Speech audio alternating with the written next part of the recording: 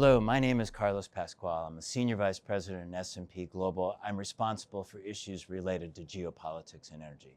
Let me share 3 issues from CERAWeek. The first is related to the war with Iran.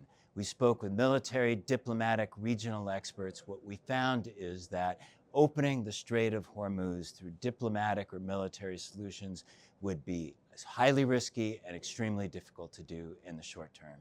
For Iran, this war is existential. Without assurances that they would not be further bombed and that they would get some form of economic compensation, they have little incentive to be able to open up the strait.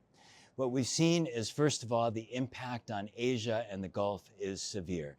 For Asia, they're the principal recipient of oil and gas. It's having human impacts already.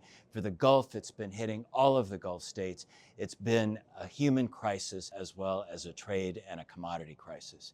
What we've also seen is that it's had a huge impact on the backup of ships, the inability to load production, the damage to specific facilities, the impact it's having on the export of fertilizer and how that will have a downstream effect on food supplies and poverty in different parts of the world.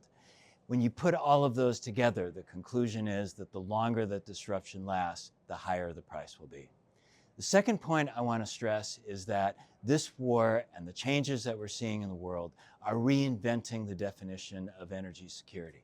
It's logical from the standpoint of what we've seen in the war with Iran and the disruptions of oil and gas, that there is going to be a great effort focusing on reserves, on further production capacity, on the ability to look at new production and new logistical means for getting that production to market. But what we're also recognizing is that the safest energy is the energy that is closest to you. And China is an interesting example that has come up many times. They are reinventing the concept of reserves in the sense of diversifying it by commodity. For them, the reserve for natural gas has been the use of more coal through coal capacity that they invented in the past. For other countries, it's going to be renewables, wind, solar, geothermal, nuclear, the use of batteries. The solution is going to depend on the country, its resources, and where it's located.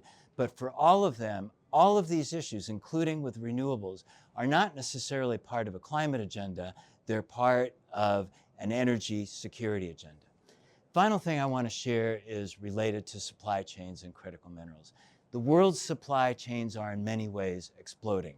And particular focus on critical minerals has now risen to a level of national security because of its connection to artificial intelligence and the vulnerability and, I should say, dependence of industries on critical minerals to be able to produce, for example, rare earths and any kind of industrial activity.